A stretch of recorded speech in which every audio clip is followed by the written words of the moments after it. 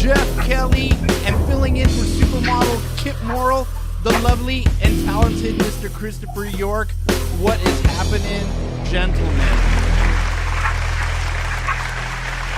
Tonight, live, Reverend Jeff will bring to you the interview with the man of the forest, Bart Cutino, the walking billboard for the thermal image. Reverend Jeff.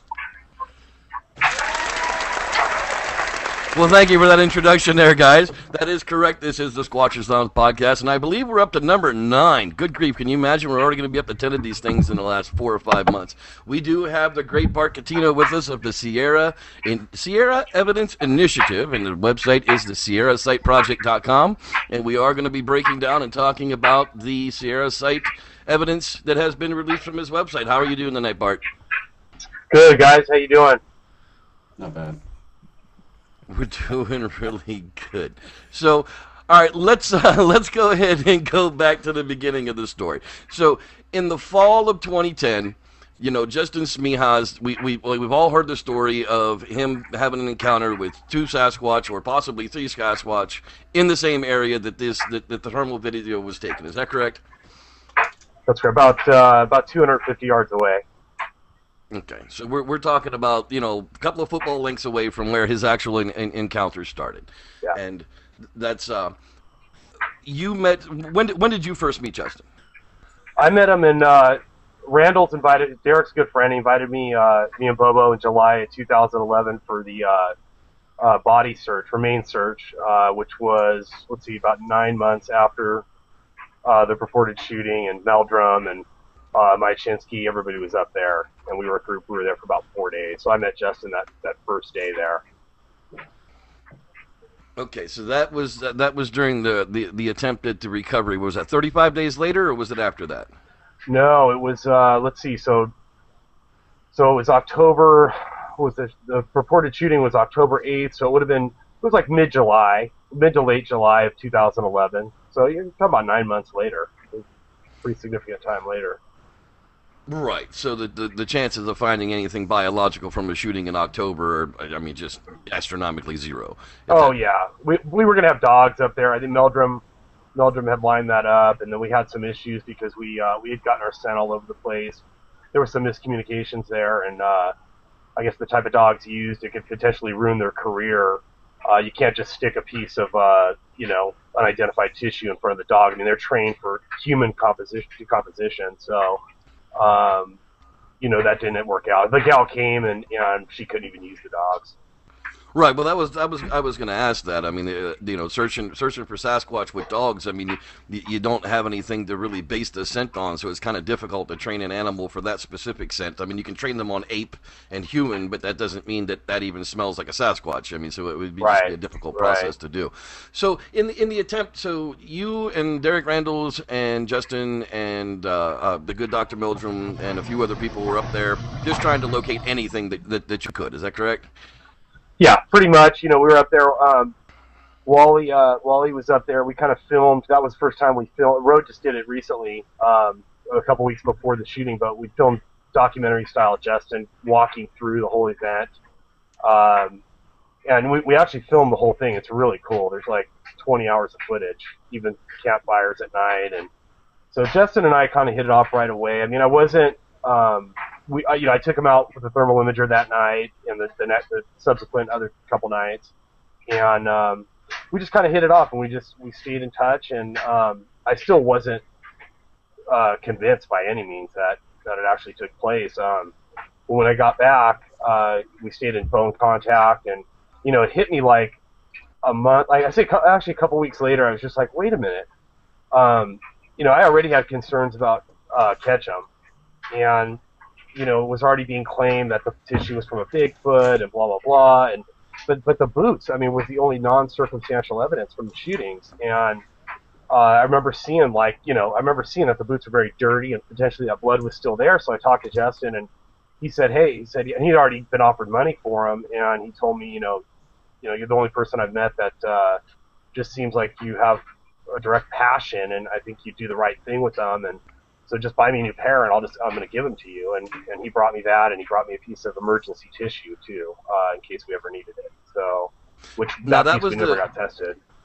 Right, but the tissue that was recovered was not recovered by you guys. You guys didn't really have anything No. to do with that. That was recovered No. with him and the driver that went up there the 5 weeks after the event in That's the snow correct. and found that piece of meat with the bear dogs. So That's you correct. didn't have any direct relationship to the recovered piece of flesh that was there, and nor at any time that he actually claimed that that piece of meat that was recovered was cut from a Bigfoot. Correct? Never. He always just believed by the circumstances and the color. One thing that's interesting, and Ro knows this firsthand because he's seen one, but about 2/3 of the bears in that bioregion are like the blonde black bears, genetically blonde and tan colored.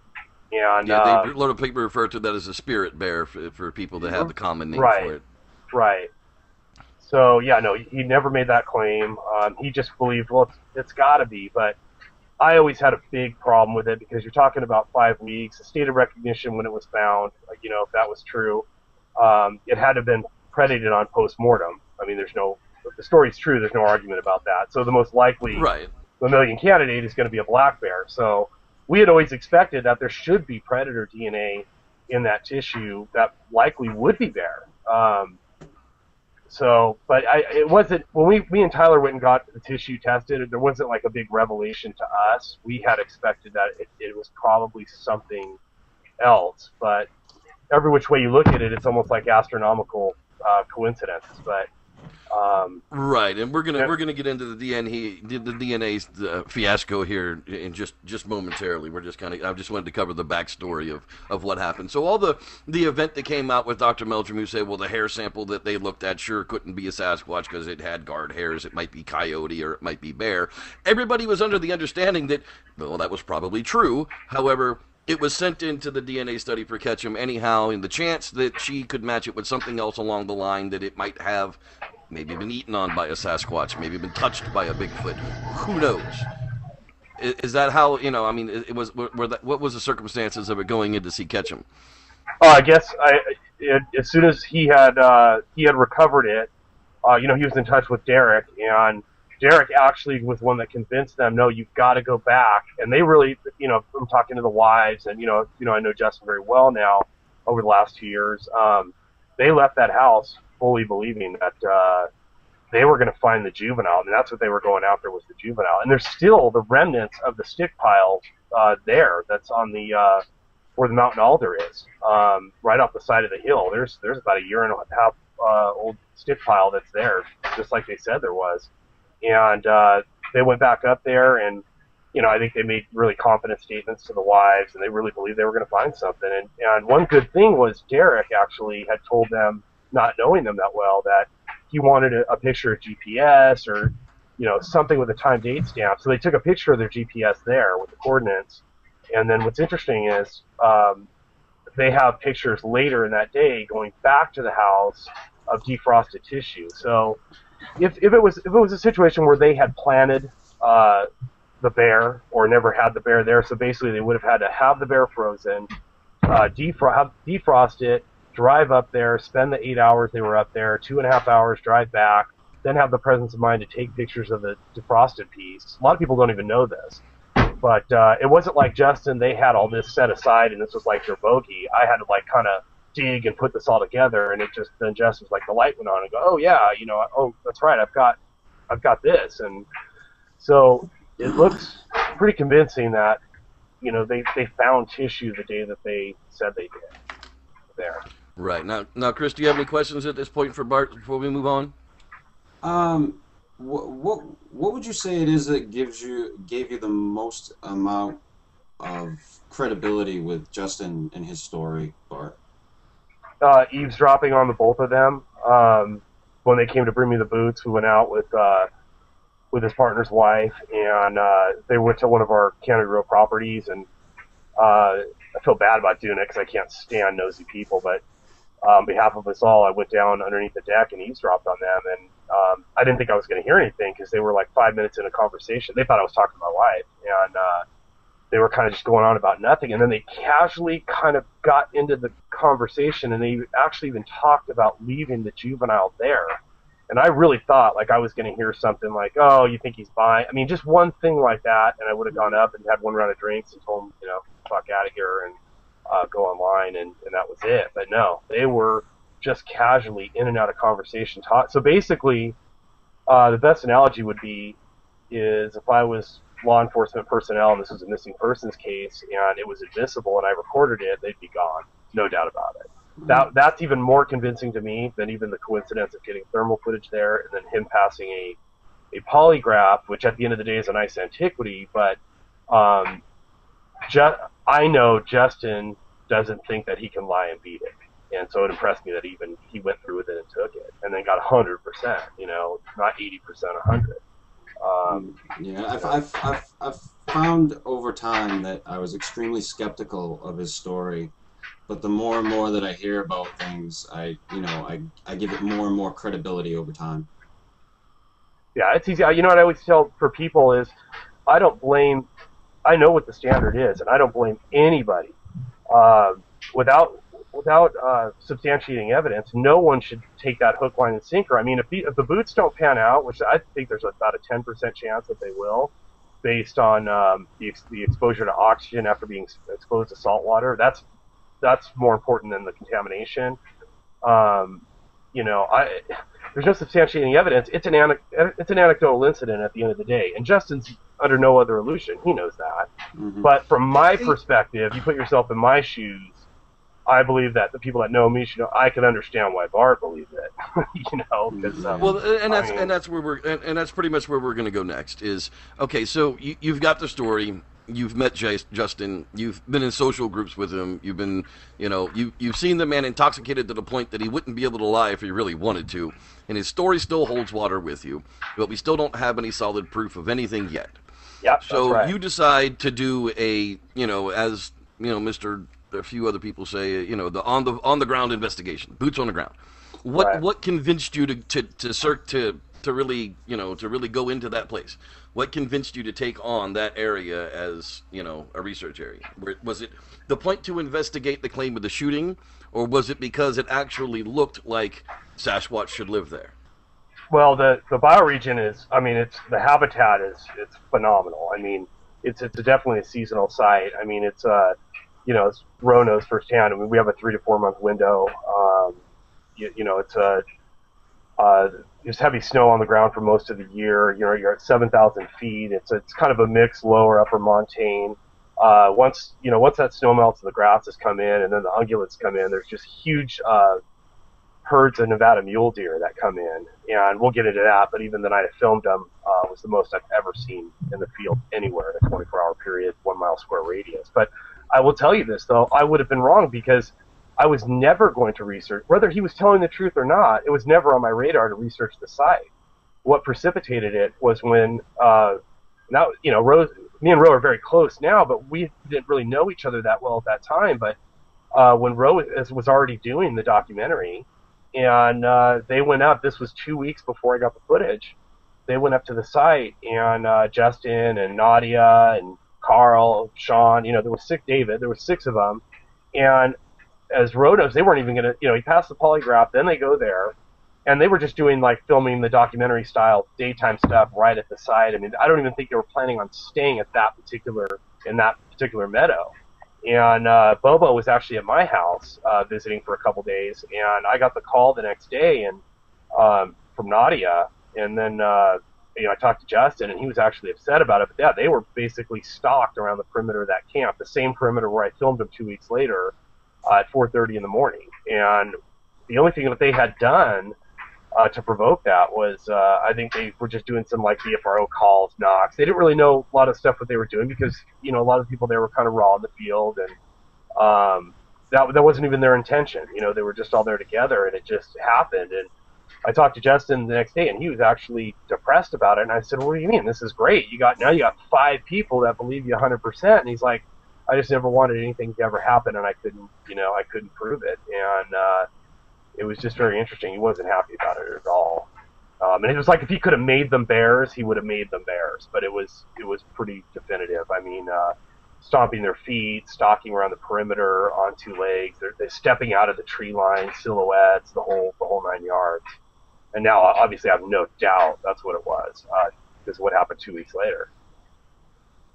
Okay, so you get the call then that, now there's been the reported incident with Justin and his friend, and now you've got some campers who were up there and they were looking into it, and they've got activity that's going around. Is when was that? What month was that? Was that in That would have 2011? been, let's see, so I filmed him on the 25th. It would have been, what do you think, Ro, about like the 11th or 12th of August? I right around think there, the actual probably? date was the 14th. Yeah. Okay. So like I said, I would have bet my house, whether he was telling the truth or not, I would have never thought there would be activity there. It just was never on my radar. But then when that happened, I knew I had to get up there. And we had one of my dad's partner's wives had passed in Visalia. And so I went to the funeral, and I kind of, my wife drove me nuts, but because I had so much stuff coming up as far as being in the field. And she said, all right, fine, go ahead and go. And so I drove up there, and we were up there 2 nights. And it was the second night that I got him. At 1:30 in the morning. Right, so that brings us up to where we're at now. So it was September when you got back up there, correct? No, actually August would have been the 24th. Yeah, 23rd or 24th. August 24th of last year. Okay. Yeah. So tell us, what was the initial plan? I mean, I know you were of the same thinking that I am, that a smaller core group is much better than a large group of people while you're trying to document activity. Absolutely. So keeping a core group, of under 6 people is really kind of important. I agree with that completely. So you've got your small group of people. Was it an expedition, or was it just let's go look into it? Did you go there with the intent? Oh, absolutely. On video. Absolutely. Every night I'm in the field, I've got intent. I try not to waste a minute, stay up all night, and I definitely am a nocturnal researcher, not a daytime one. And we got up there that first night, and it was just me and Justin, and we were up till like 6 in the morning, played guitar a little bit, and we did kind of just get the vibe that of possibly being watched. We just had that, and I don't get that vibe that often, and most of the time I've had activity, and there was deer everywhere. I mean, the mule deer were all over the place. There was multiple herds. So the next day, Ro was joining us. So him and Todd Hale, who was a friend of mine, hadn't seen in a while, they drove up together from Southern California. And then Michael Lorenz, he's another fabulous researcher and caster. He came from Yuba City, which is north of Sacramento, came and met us in the morning. And then Sean came later that night, on the Saturday night, at like 10:30. And I remember even like at 9 o'clock at night, and I'd been strategically doing calls, knocks all day, trying to stir it up, using discretion, but just throughout the day and night. And I remember Sean came up, picked me and Ro up, and I remember filming uphill as we're in the vehicle, and I'm filming just right uphill, and as we're passing, and I still have footage, it's like, deer, deer, deer, deer, because we had herds as we were walking down that hill. We didn't know if it was like the same herd or multiple ones, and oh my God, I would say there was 90 to 100 deer in a 24-hour period in that area. That's more than I would see at a Pebble Beach golf course here, where I'm from. It was crazy. Right. So, okay. So now we've got you, and all right. So let me bring up a visual here that'll help us out a little bit. Bart, a quick question: was there any type of cell service up there, and if so, did Sean stop blogging? Yeah, there is. Yeah, no, we do it. It's great. Yeah, there is. I know my cell phone works great up there. I get internet up there, everything. But when Sean got in, I'm trying to remember, because Sean got in, it was probably like, what, Ro, like 10? Yeah, Sean 10 got o'clock? in about 10 o'clock while we were on the hike, our first evening hike, and then we met him at the bottom and then picked of the us hill. up. Yeah. And then so he had done, the reason he was late is because he was getting all that shit done and taking care of it, all his work stuff, his blogging stuff. And so he gets up there. So now we're all up there, and Justin's just wiped out. I mean, like I said, we were up all night the night before, and I think he had been up, a lot like the previous few days before we were together. So we're around the fire. We got like kind of a small fire there, And Sean was probably the most awake out of all of us. I was starting to wear down, and now you're looking at, time's going by. Michael, I think, went in his truck, fell asleep at 10:30. Justin was already in his cot asleep by the fire at 10:30. And so now there's the four of us, and I know that, Todd and Ro, naturally, they were kind of getting tired. And it's funny because when you really think about it, looking back in hindsight, if I did one thing differently, we miss them. I go home and I tell my wife, "Oh, honey, we had a great time with the guys, but as usual, nothing happened." I mean, so I look at Sean. I'll never forget making that decision. I just said, "You know what? Let's go for one last walk. We're gonna shed your fear of the dark, and just get them assimilated being out there at night with the lights." Let's stop you right there, okay? Because that's what I was going to bring up next. So let's go ahead and bring up this visual here, if Ro, you can bring that up for the viewers. All right. So what we're looking at here is camp. Okay, this is the vantage point of what we're talking about here. All right. So what you're looking at, the red line with the two red circles. This is an overhead satellite view of the area that the thermal was taken in. The two red circles with the red line is where Bart and Sean were taking the video of the Sasquatch, who were in the yellow circle, and the Sasquatch's line of sight were from the yellow line down to camp, where you can see there's Ro, and there's Justin over there sleeping in the white little circle, and Todd Hale is sleeping in the truck across the road. No, that's in the black box. Michael Lorenz, and actually the only error that's on that map is Michael's. Right now, it looks like his vehicle is parked perpendicular. It wasn't. It was. I think. Actually, you know what row it was? Huh? Yeah. It was if parked people like can that. see the arrow is the car that we're talking about. Follow the arrow. This right here. Whoops. This right here is the campfire. These two red dots are Todd Hale and myself, and Justin was sleeping right here. This is Justin's cot. Okay, and this up here would be our two lucky candidates with the therm. Right. So this is when you've taken Sean out for the getting rid of his fear of the dark, and you decided to take the therm with you again. And tell us your thoughts. I mean, where were you at this point? Was it just were you there to take thermal of the camp and see if you could see camp from there? No, or did you see some movement in that area? No, that's just something I do routine. It's funny. It's like the failure 5 years ago of not getting the footage of the one in Washington. I mean, there was technology limitations at that time because you couldn't record. Like for instance, when I film these, by the time I told Sean we're recording Squatches, I'd already been recording for 15 seconds. It goes right on an SD card. You push a button. I didn't have that luxury 5 years ago when I saw the one in Washington, because that footage would have blown this away. I mean, you can't even compare what it was, but it's either here nor there. But that failure really prepared me, and I think made me so aware that of checking the vantage of the obvious vantage point, if that makes sense. You know what I mean? Where is the window where they are going to come in and watch the human activity? Because one thing, all the activity I've ever had, they always take a vantage position over the human activity. They're never at a disadvantaged position. It's very strategic. And so what happened was, actually, me and Sean were actually going to whip around, walk all the way around, go back all the way to the primary road, the same way me and Ro had done earlier, probably walk about 300-400 yards one way or the other until we got tired. And so what ended up happening is we went to, if you look at, as we leave camp there and just go to like the half circle, that's a vista on the eastern side. You can actually see Nevada, and you see where the forest meets desert. You're at 7,000 feet. We're at that meadow. Right. And I had Sean, we actually have audio of this too, so I have Sean do a couple calls. I did a couple knocks. We were there for like maybe 10 minutes. And what was great, what's funny about it in hindsight is the Squatches were already there, because I started filming them like 3 minutes later, so we kind of got our hand caught in the cookie jar, that they're probably, what are these guys doing, And right. we just had no idea. And so we walk back up. We walk up to where the circles are, my filming position, and I just had told Chai, I go, no, stop.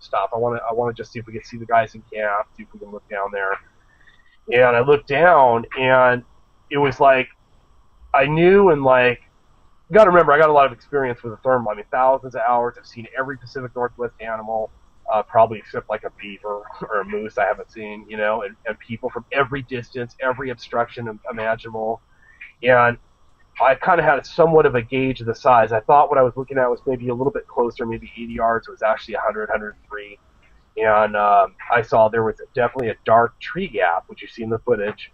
And what that is, and it turned out to be correct, is there's an anchor tree back there that gets no sunlight, therefore it can't radiate any heat at night. So it's an illusion. It almost looks like a portal. As a matter of fact, like you watch the footage, and if you're not familiar with thermal, black and white, you think you're looking inside an opening of a tree and they're walking back and forth in the tree, but it's not. It's a 22-inch gap between the tree, and then there's a black anchor tree, and that's what makes that window so dark, that tree gap. And so I looked back there, and I saw one just hanging off the edge of that gap, and it was, you know, a person size or bigger.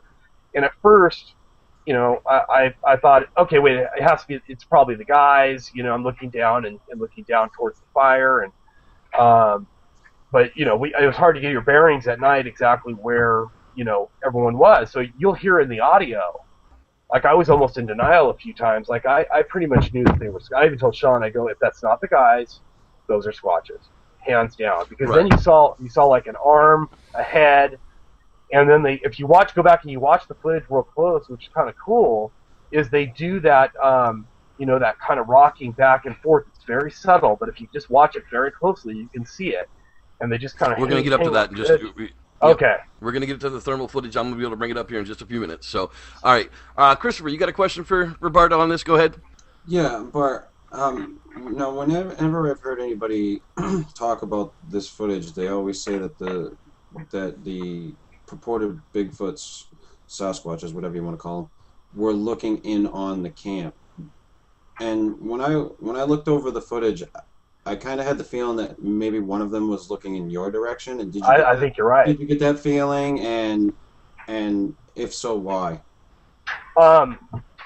Looking back, there's a couple things. Now, when you look in the footage, there's a stationary guy there, and that whole time, like because before I put a team together back, canceled my Washington trip, and went back to do all the recreation process, and put Leiterman in charge of the independent investigation. When we got home, the only figures I was paying attention to at that point were the ones that were actually moving.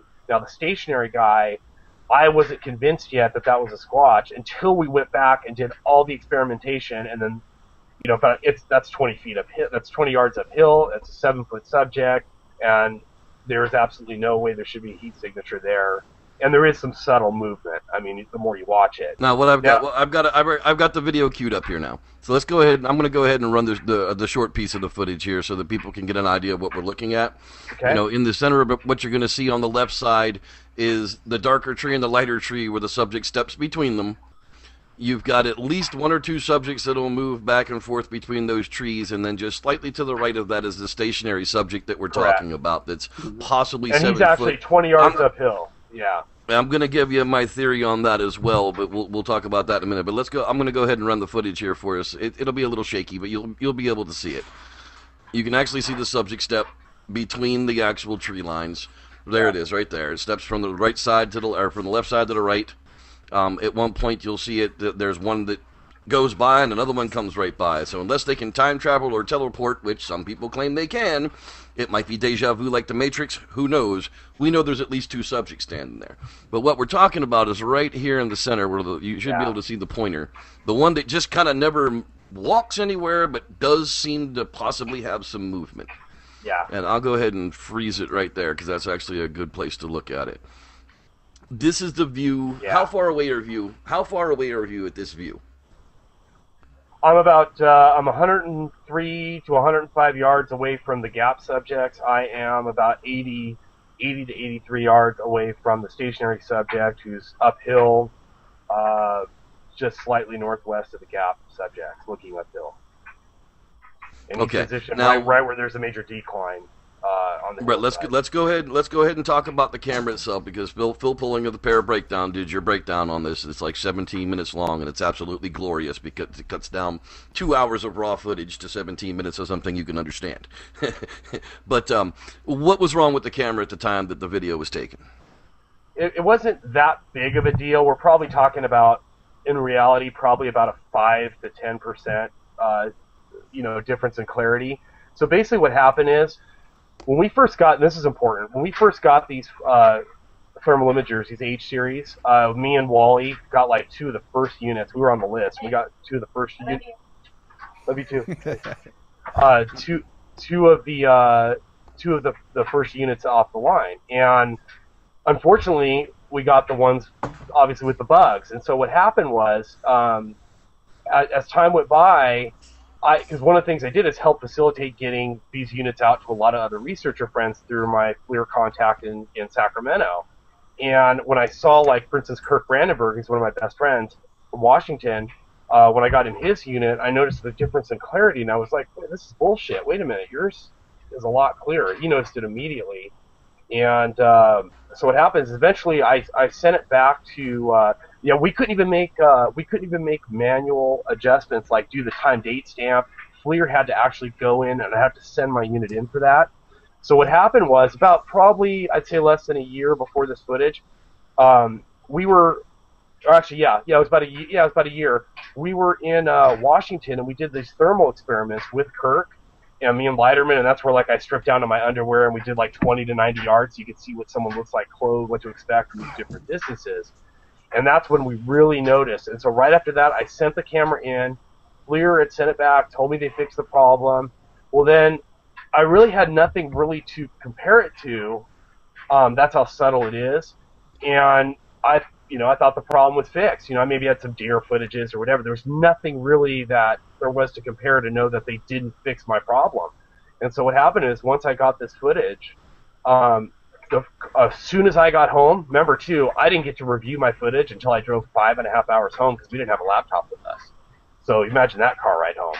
And so the first person I sent it to was Brandenburg, and he pulls it up, and he knew immediately. He goes, Bart, they didn't fix your problem. I go, what are you talking about? And I go, oh my God. And he showed me footage of what he had, and he was right.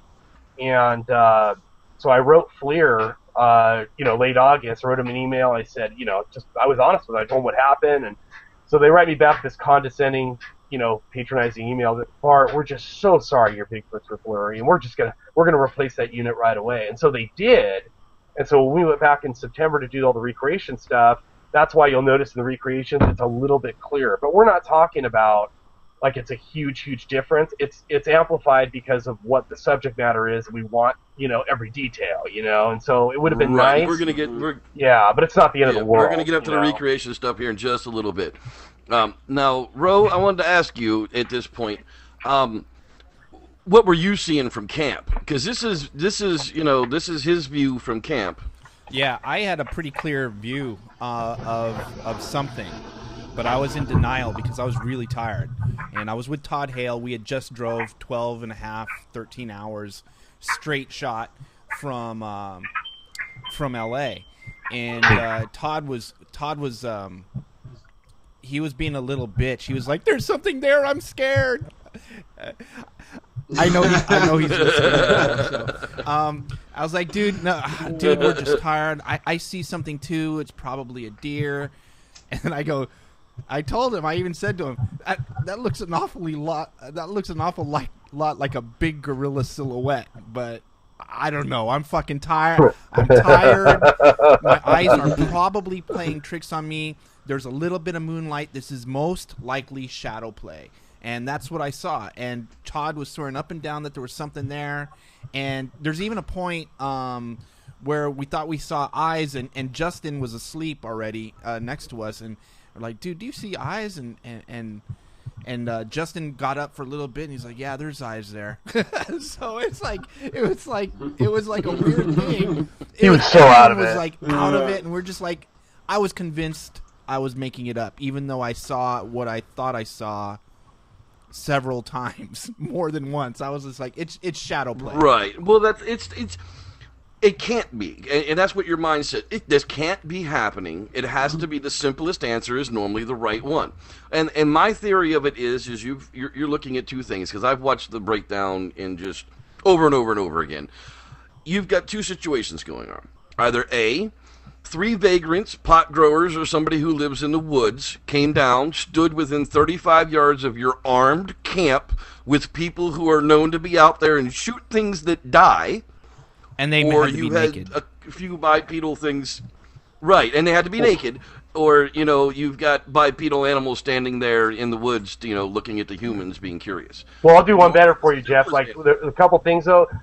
I'll get to the naked part in a minute because I want to make sure that's clear for everybody because I don't want them to have misperception about what you could see distance-wise through the thermal. But basically, it's like this: if you can believe, based on our investigation and everything we documented and everything we tested with Leiterman, and my instructions were him to destroy it.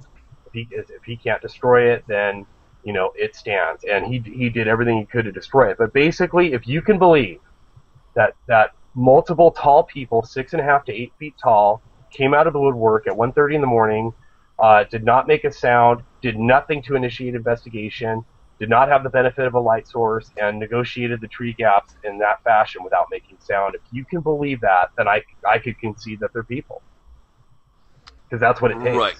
Well, here, I'm going to go ahead and bring up the next visual that I've got here. I have the recreation picture that's going to show us exactly what we're talking about as to why it should be.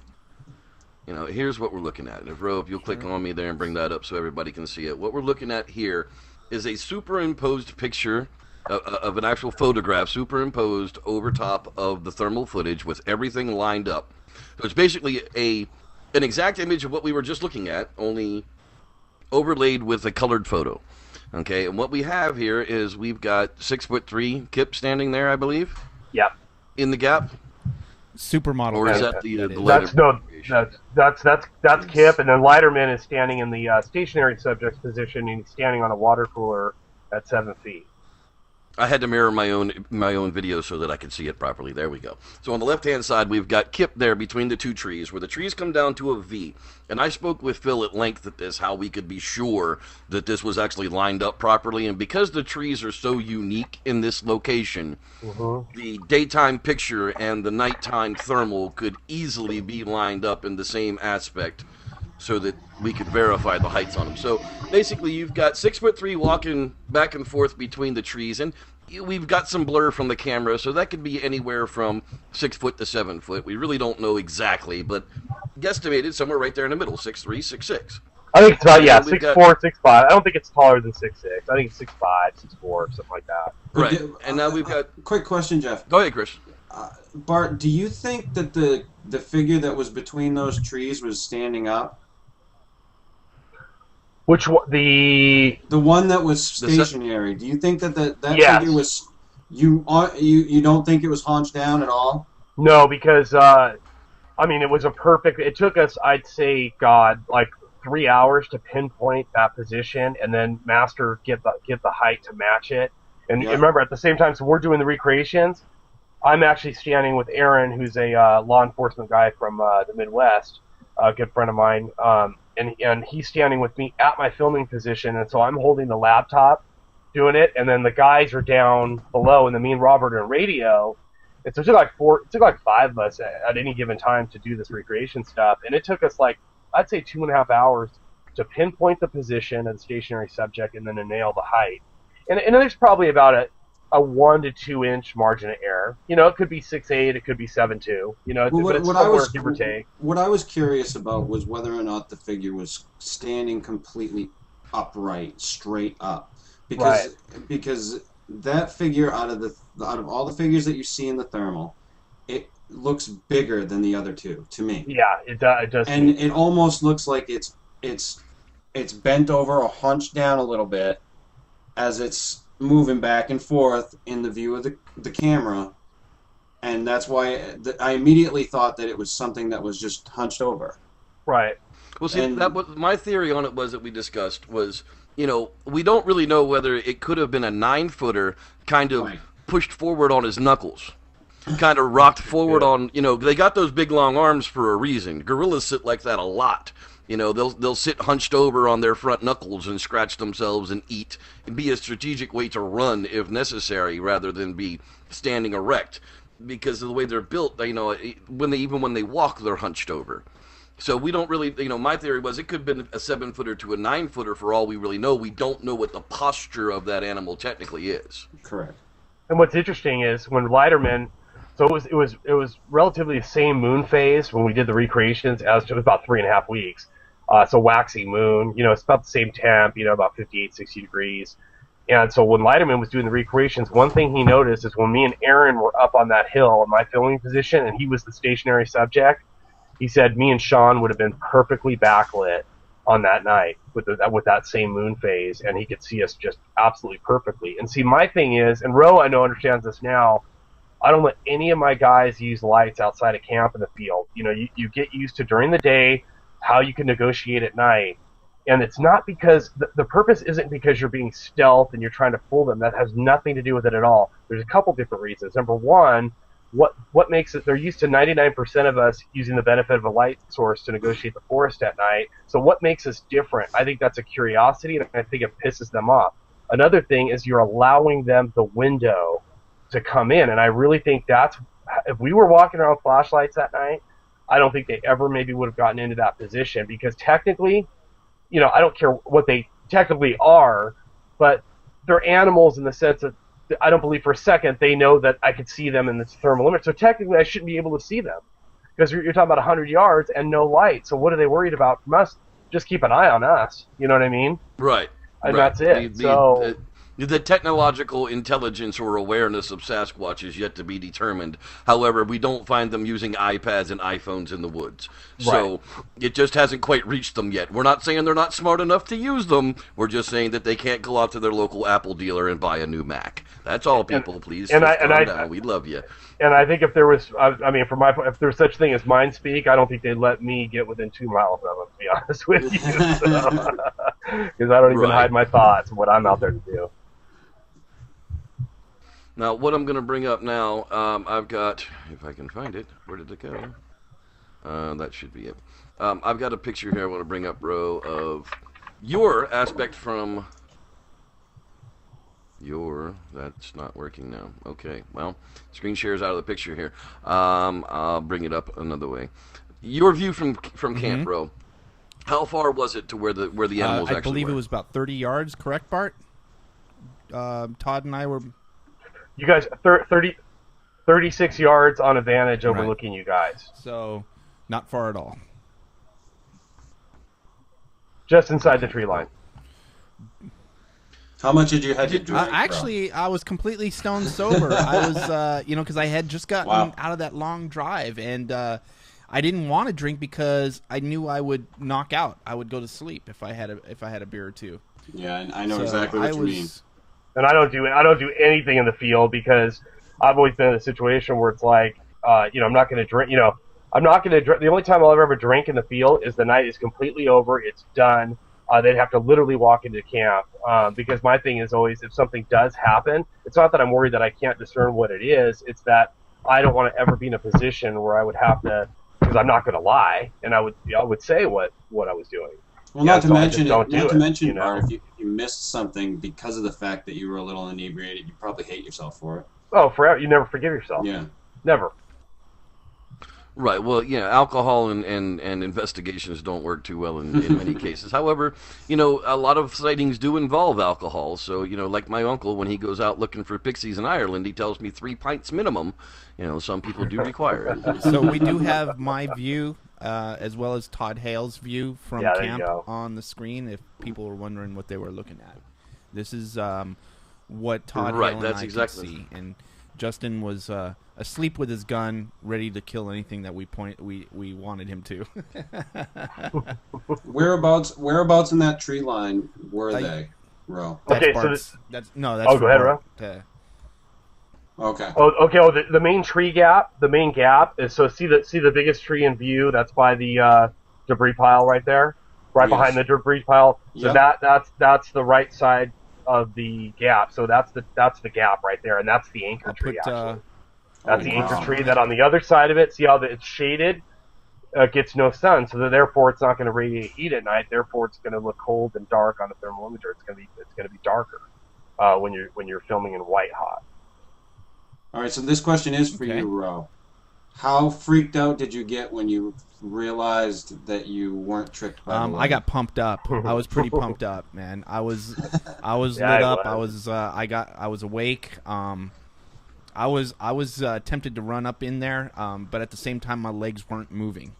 To be completely honest, I couldn't get my Right. legs to do what my brain wanted to do. So it was kind of a strange What?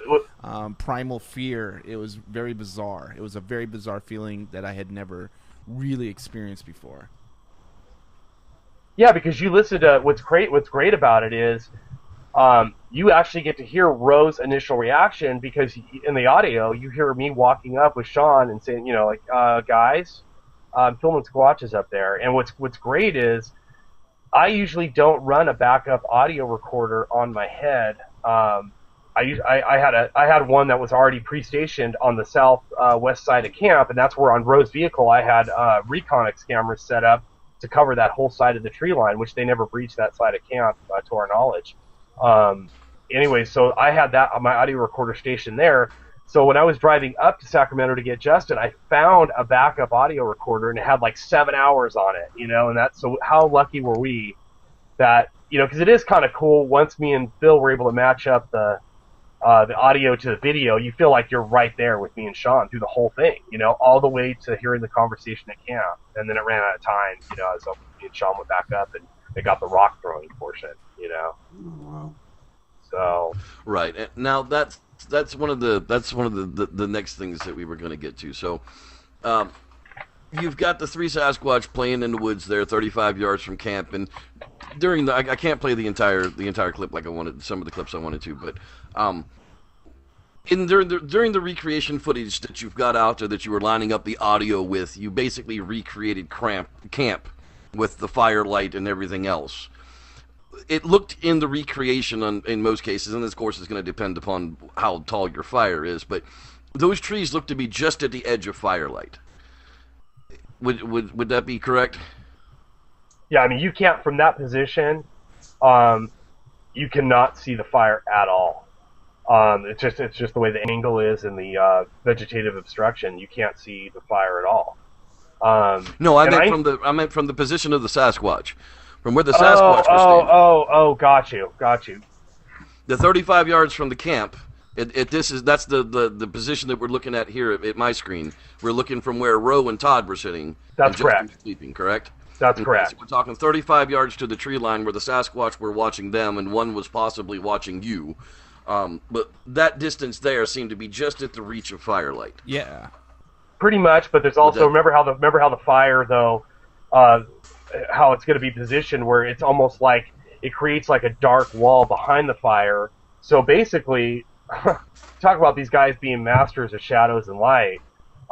They were almost perfectly concealed with help of the fire being in that particular position. So a lot of the time they were even out of the tree line from Roe and Todd's position, but it was so dark there. So Roe and Todd were probably seeing from the torso up with the ambient light background looking uphill. They probably weren't seeing the lower half because that was completely black with the trees and and see there's a couple of smaller trees, and then the fire actually protects that too. So it's an interesting. Now, were there any actual vocalizations going on at all at that location, Roe? Could you hear anything being that close during that time? There's consistency with 15 or so, maybe not 15, about 12 nights that I've spent at the site.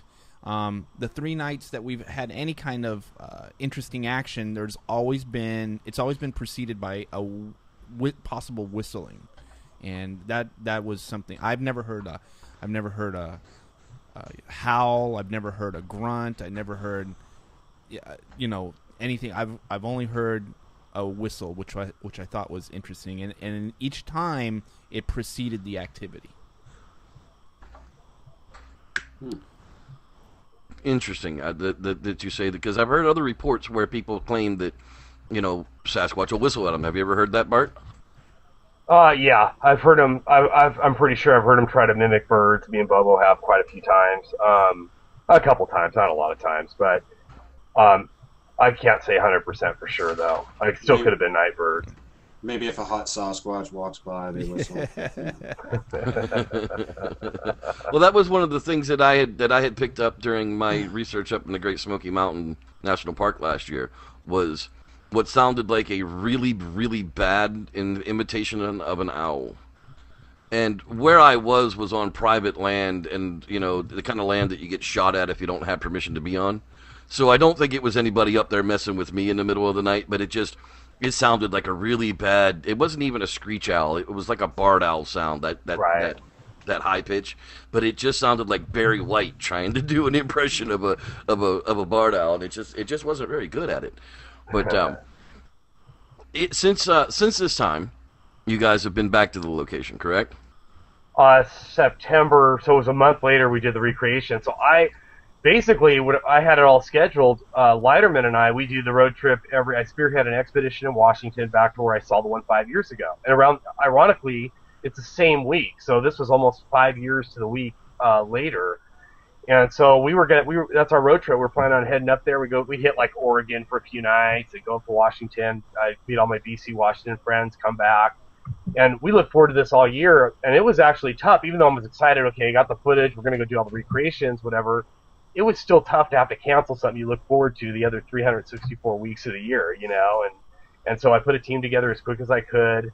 Ro was in, Pat and Justin right away, and Sean, and so I got Wally and Kip, and Kip was supposed to come with me to Washington. I told him, no, you're coming with me, and he's, it's fine, it's fine, all right, let's go, and so like I said, I put Leiterman in charge.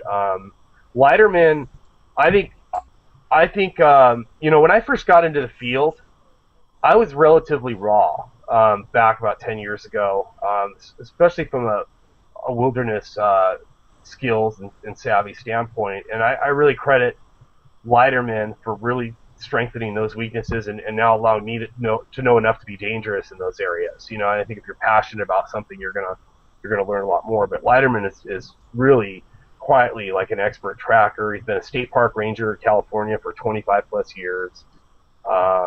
And he's one of my best friends. And he's still somewhat skeptical. Even though we got the tree destruction video together in 2011, he's never seen one. But this really, once this investigation he did, his conclusion was, I think he filmed 3/4 bipedal primates, Okay, so here, let's bring up another visual aid for people here. What we've got is R2-D2's image of the herd of elk, of elk while you were up there the last trip. This is the type of stuff we're looking for new thermal footage from you this year. And this is on the NorCal coast. This one. This is from your trip last year with Kip, right? Now, that was February, yeah. What type of FLIR unit is this taking on? It's an R2D2 stationary therm. It's a vehicle mount. You mount it on the top of the vehicle. Then you've got the screen inside, and you have a joystick that you can adjust. Ro had a lot of fun playing with that when we were together in February. We were up near Crescent City, the top of the state, and in awesome areas. We just didn't have any activity, but so this is I think the Roosevelt elk herd near Orange, California, which is an area that I research a lot. Me and Bobo and Robert and a lot of the guys over the years. Excellent. Now, Christopher, you got a question? Go ahead. Yeah, Bart, when I was looking over the thermal and the recreation, one of the things that I noticed when the creature walks through the gap, it's an extremely fluid motion. Yeah, and when you do the recreation, no matter how many times I watch it, I see a break in Kip's step. Yeah. Now, my question is, do you think that that's due to the issue that you had with the FLIR camera, or do you think that's more just the gate of what was walking through? I think it's the gate. I thank God there's the most important, and this might be the one you're referring to too. I think the most important part is really the best action is in the second footage. There's actually other footages now in between that you guys haven't seen that are just blank footages. What it is me trying different angles to try to get them, and I couldn't get them in any other gap. But the second footage of where there's actual action, the first 2 minutes, that's where it's kind of going back and forth. But there's that one where if you look, you can just tell it's got that knee is jacked up to its waist, and then it just drops that step and propels itself right through that gap and out of the shot. Like a second and a half. And yeah, no, it's fluid because you got to remember that's pitch black. I mean, it's dark there, you know, and you can see in Kip's walk, he's very hesitant. But I wanted to, so I don't forget, Jeff, you know, you're mentioning about naked. It's important people know, like in this footage, okay, the one that I saw in Washington, had I gotten that footage, you know, you could see that and prove scientifically that is a naked animal because the sun, the moon, everything had aligned because I would have had a clear shot, unobstructed from as close as 32 yards when I took that imager off my eye and ran a clip to try to get everything set up. And you put a human with clothes there and you could see that is a monster. That's a naked animal. But in this case, unfortunately, when you start getting past 60, 70 yards, on some nights you can see clothes and other nights you can't. And sometimes it's the moisture content. These aren't, you don't manually calibrate these thermal units. They're already done. There's only so many things that we have control of. It's pretty funny when some people have contentions about it and they don't even know the fucking unit, you know, and they're trying to come at you. But, yeah, so in this case, even though in the recreation you don't see Kip's, you see Kip's clothes a little bit, but you don't, that should not be what's important and you weigh this footage by because of the distance. Because normally it's going to be a bipedal corona and you'll just know it's a bipedal subject. And I just think it's important because I want people to be educated in that aspect moving forward in the future and what they're interpreting. And you take like Mike Green's footage, for instance, that footage, clothes should have never been an issue. I know he argued from that standpoint, and Mike's a friend of mine, and you know, and when they did the recreations on Finding Bigfoot with Bobo there, you know, Bobo looked pretty similar. What you're looking at, even Mike's Green footage, he's just past that threshold where clothing matters, and you're seeing from an angle. So you either like Mike Green's footage based on the behavior of what you're seeing and the unnerved movements, but you don't, it's not a sell on the clothes or not. So I just wanted to make that so people know, because I think it's important that they're educated on that. And in regards aspect, to the, you know, in regards to the fluidity, I just want to bring up that, again, we heard possibly a very couple of quick whistles. We heard a possible rock throw, which you see on the therm. We heard a possible stick break. We didn't hear one footstep. We didn't hear any crunching. We didn't hear any consistent, repetitive walking noise, stick breaking noise. You didn't hear the terrain move at all. To just give you an idea, it was dead silent. You know, like I said, we could hear a quiet whistle that you couldn't even hear a footstep. Here, I can bring up the 8 again. We can, you should be able to see that now. This will actually give you an idea of what the ground looks like. This is where the subject was standing. This is part of the recreation going on. Here, let me go ahead and run the footage. Yeah, it's relatively noisy substrate. It's not quiet substrate at all. And you can actually see where, you know, it's not conducive to leaving footprints. It's not conducive to leaving anything that's castable. There's no reason to have, you know, to not be there. It's where it's a strategic position from any location that they can see from. The question becomes is where did they come from? You know, that was the one thing that you guys missed. That's kind of frustrating to me is because we've found probably close to 100 tracks, but they're not castable. You know, we've been able to cast what, Bart, 3 the whole time there? Yeah, and that was from the incident the 2 weeks before the footage, that precipitated the footage. Yeah, you guys had a lot of track weight there. And even on the following, we found that one additional track, you and I. Oh, right, the compression. Yeah, the compression. And, I mean, but nothing's really castable there because it's really difficult terrain. Yeah, you got a lot of dry needles, that type of thing, sticks. Now, one of the things I wanted to talk about is the actual the rock drop. You know, let's go ahead and bring that up because I've got that queued here. What was the situation at that point behind the rock drop? You've got it standing in the background back there. Where is it at now? Here we go. There you go. And it just drops the rock out of the side of the, it just drops it. It's interesting that you can't see where that animal is because it's opposite from where they were. The stationary animal's still there. It's still standing right where it was. To the left over here is the gap where the Bigfoot walks between, but now we've got something over here that we can't see that's actually dropping a rock. So you can actually see it. He's like a pixel and a half. You can see that white, whatever it is, like right there, almost right, like right here, wherever it is. It's right here by down in the gap. So when we did the recreations on that, see, I knew from looking at it, I was pretty sure that they were that drop and then the subsequent projectile that gets thrown across and does a ricochet off the tree. It's hard to find, but once you see it, it's undeniable. You can see it. So I knew they were rocks, and they had to have been held for a long time to hold in that amount of heat to be visual. So the recreations on this were the most fascinating part because I was so frustrated. I was ready to throw the imager against the tree. I was up at the top, and Leiterman was on the bottom, and thank God cooler heads prevail with Leiterman. He's patient, and he was right. We had to do this the right way, and so we had Kip to recreate the rock drop, and we were able to do this very successfully if you look at the recreations. So he put Kip on 2 cut logs, and then he had to balance himself with a pole, and then we had rocks heated up for a few minutes by propane fire, and then brought over to Kip, and then he would drop them in that particular window of branches. And so what was happening at first is I couldn't see the rock drop. It was too low. So we had to I said he's got to be further back. So he had to make Kip actually higher, and Kip had to reach as high as he could.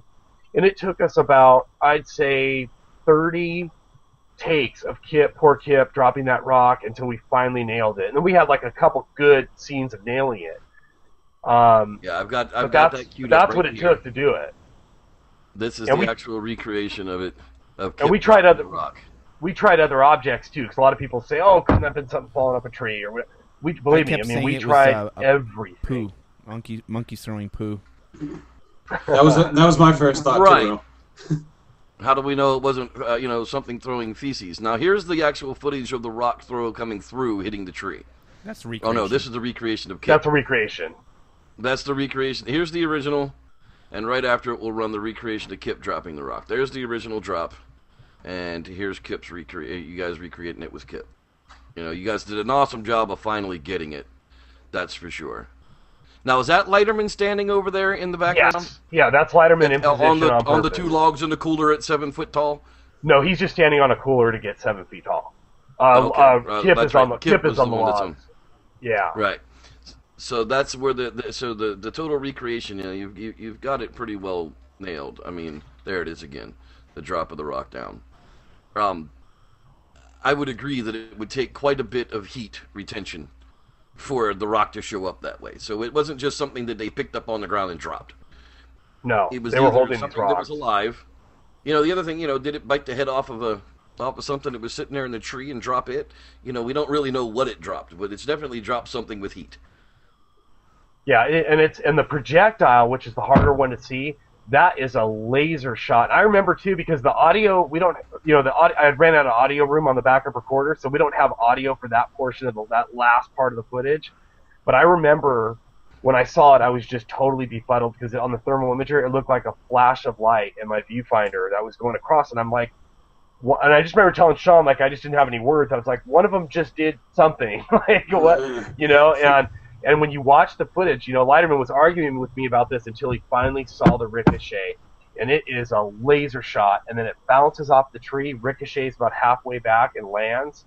And what's amazing is we were never able to successfully recreate that. And Kip, either Kip's really, a bad baseball player, I don't know. But he, poor Kip was trying, and as the more he's throwing, I mean, it's like, his throws are arcing. And he couldn't even get, like, let alone hit that tree with that precision. He couldn't even hit that tree, and we even tried it with his headlamp on, and he couldn't do it.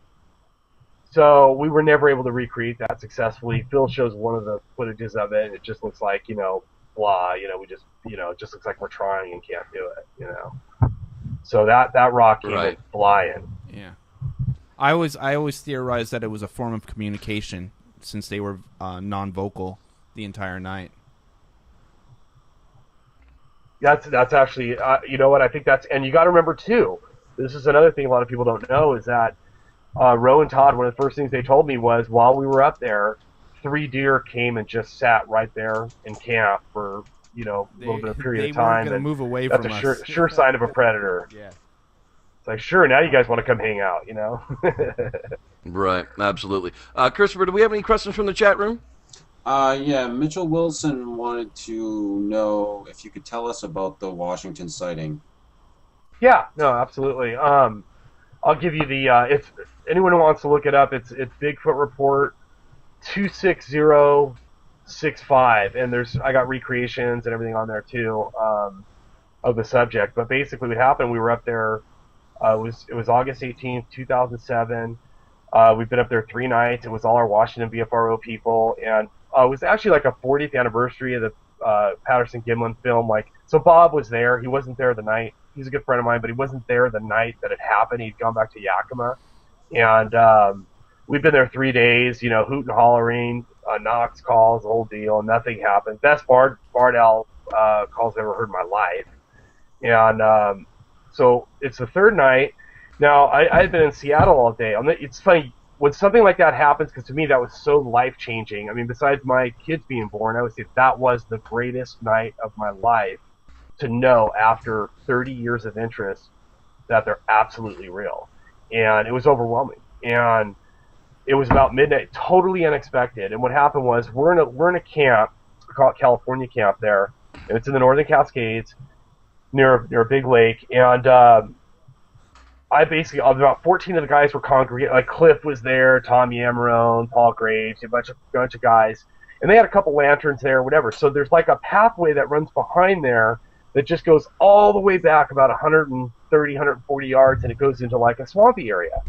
And I was just going for a walk. I was kind of bored. When it went back, I didn't have any imager or nothing on me, no lights. It was pitch black back there, their vegetative cover, and I heard something. I was taking a piss, and I heard something step branch break. I mean, like right near me. Like it sounded like it was 5 yards away from me. You could just feel something there. So I kind of moseyed on back, and I told Cliff. Cliff was like readjusting shit in his truck because we were going back to Oregon right after, and then he's dropping me off at Shasta, my now wife's, with her family, and on the houseboat. And so Cliff's like putting all this stuff away. I said, hey, Cliff, let me just use, we had an X200 XP imager, so it doesn't record on its own. We went through hell to be able to record on that thing before. It was so cumbersome. But he gives me the unit, and I'll never forget, I'm just kind of scanning with the unit, and I'm looking back down the same pathway I just came from, and there's a bend in the pathway, and there's one big tree in view. And I'll never forget, I see like a little wood rat run to the right, and I look, and I thought it was one of the girls from our party trying to relieve herself behind a tree, because initially you only see like 10% of the subject. Like you see the knees and like the head. And it starts doing like this like right and left shit to me, you know, just kind of like the head moving back and forth. And I'm like, is that Christine? And I'm looking at it, and it's about 50 yards on the nose away at this time. And there's a clearing right to its left, our left. And it steps out, immediately drops on the ground, not on all fours though, it was on its knees, and it had its arms extended, and it kind of did like this head rotation towards me. And as soon as it stepped out, I knew what it was, and it was like, I can't believe, you know, it's really happening. It was like watching a black and white movie through it, because there's no sound, you know, and the guys are all like playing guitar, talking, everything. And so I hear Cliff putting stuff away in the back of his truck, and so now it's on the ground, and it just kind of gets down fully on the ground. And I start snapping my fingers trying to get Cliff, trying to get his attention. And every time I did that, it would make like this convulsive like movement on the ground, like and then like to the sound, and then it would pause, freeze in between. And it did it like 3 times. And eventually it got to like its knees with its stomach perpendicular to the ground. It kind of did like a breaststroke motion is what it looked like. Like it just had its hands up and just like swinging the arms back, like in a uniform motion. And then it got on its shoulder and put its hand up, and you could see all 5 digits on that splayed hand. And what was odd about it is, at the time, it looked like it was blocking its face from the sun, which made no sense to me at all. It took me 2 years to figure out what it was doing, and I'll explain that in a minute. And then basically, now remember, there was a lot of fast movement, so there was a lot I missed. There was a lot of fast transitioning on the ground. I mean, you could have watched that footage and would have found stuff I didn't even see, you know? But I just remember the distinct positioning and order.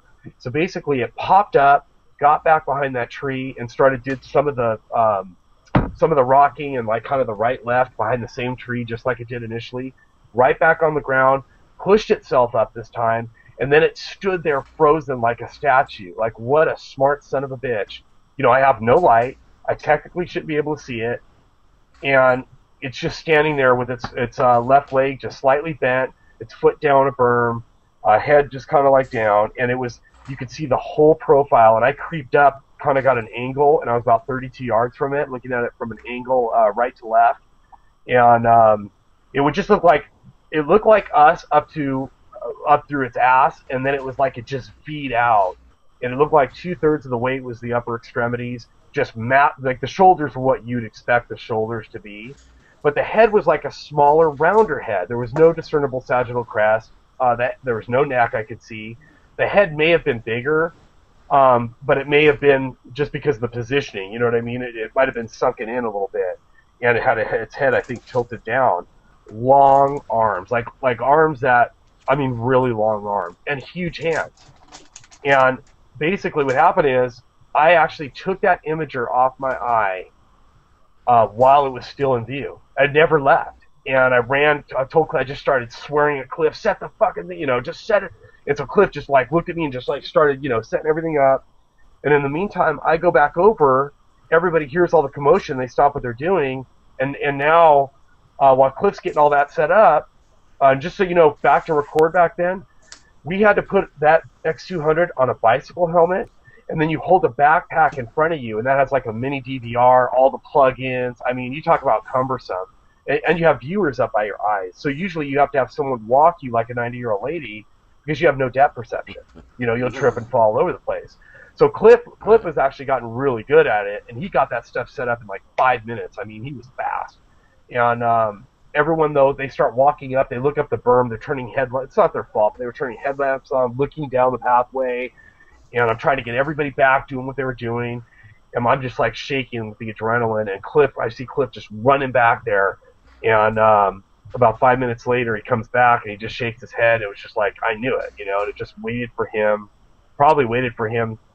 me to bail, and then just took off because, like I said, technically I shouldn't be able to see it without a light source. And I figured out years later what it was doing with its hand up by its face. And what it was it was blocking the ambient light so it could see me, because it made sense to me one day, like, the light from camp, the two lanterns and the position and the angle, that's the way that it would have had a better chance of seeing in my direction. So I felt like it always knew exactly where it was based on its other senses, based on like hearing, smell, and just familiarity of the immediate environment. But I never felt like it could lock in on me visually. And that's why I always felt like, remember, that's just from my perspective. I could be wrong. But I feel like I'm pretty keen observer, and I really felt like maybe their night vision isn't as good as people think, and the other senses compensate for that, And so it's either way. But I mean, it's an anecdotal incident, but I just try to document it the best I can, and that failure really, I think, it took me 5 years to see one again, and that's, as Ro knows, I go hard and a lot of places, and that Sierras was totally unexpected. If you told me a month before, Bart, you're going to cancel your Washington expedition because you're going to get thermal footage where 250 yards where Justin shot him, I would have put my fucking house up. I would have told you you're nuts. Absolutely no way. Not going to happen. I'm not even going to go to the Sierras. What do you mean I'm going to get footage there? So, anyways, life is funny. It's pretty crazy. All right, Bart. Well, we're going to go ahead and get this wrapped up then. I'm going to ask you one last question for you. Let's imagine for a moment that R2-D2 pays off this year, okay, and that you get just absolutely perfect thermal footage of a Bigfoot. What comes next? It's going to depend, because this is the thing with thermal. You hear a lot of people make comments about it. My objective has always been, and I really thought I had a chance that night. That's why, we kind of, at the end of the night, I got everyone to like pretend at least they were going to bed, and I had a 4-quarter view of the whole tree line, because I really thought I was going to get multiple subjects descending down that hillside and in the clear, thinking everybody was out, and I had a perfect view of them, but it never happened. They had already left, and but my objective is I want multiple subjects close unobstructed, and then I could prove scientifically. Now remember, it's not going to be as sexy as color footage, but with thermal, you can scientifically prove that those are naked animals that cannot be recreated. You could always make an argument for color, and so it's not going to prove the species, but it would really open up eyes. I mean, this Sierra's footage is not great footage. I think it's important footage. I think it'll be more important in hindsight. I'm glad the Bigfoot community picked up what it was supposed to be too. It was to set a standard in documentation, for video documentation. So now the next guy that gets better footage, now he's compelled. I've got to at least do 5 or 6 of the things that Bart and his guys did, and I think that's a good thing for all of us, especially from where we see the field today. And so I absolutely agree. And I'm prepared forensically. If we have a situation where we get that kind of footage, and I've got DNA collection kits, I could call muscle up there at any time. Know everybody, and so we're ready to rock and roll. I'm just counting the days to get back up there. It's all about the Sierra side. I'm done researching anywhere else in the summer, at least for the next 2 years. And we're working that. I mean, I'd be stupid not to. And there you have it, folks. Reverend, would you like to wrap up anything and plug stuff and let people know where they can find all of y'all? Absolutely. Let's go ahead and I want to thank everybody. I want to thank Bart Cutino of the BFRO and the Sierra Initiative. The Sierra Evidence Initiative, as well as the SierraSiteProjects.com. We've got Sweet Sassy Glassy. She's the hand maker of all the Bigfoot pendants. You see everybody wearing it around. I want to thank Christopher York for being my guest co-host tonight. Thank you, sir. You can find me on YouTube at youtube.com/SLoungePodcast. You can find Ro at TheBigfootReport.com. You can find Sean Evidence at BigfootEvidence.blogspot.com. You can find all of us at Mulder's World on Facebook, and soon to be MuldersWorld.com is going to be opening soon. And, I think that's going to do it. Christopher, you'd like to plug the Ratman and Sea Dog show coming up soon? Actually, the Ratman and Sea Dog show is on a hiatus at the moment. I do have some content coming out. And there you have it, folks. We want to thank everyone for tuning in, hanging out with us for the last hour and 20 minutes or so. It has been our absolute pleasure. You can find Bart Cutino at SierraSiteProject.com. You can see all the videos there, everything we talked about. Thank you, Bart. Thank you, Reverend. Thank you, Mr. York. I'm Ro Sahibi for the Bigfoot Report and the Squatchers Lounge podcast, saying we will see you all next time. Thanks, guys.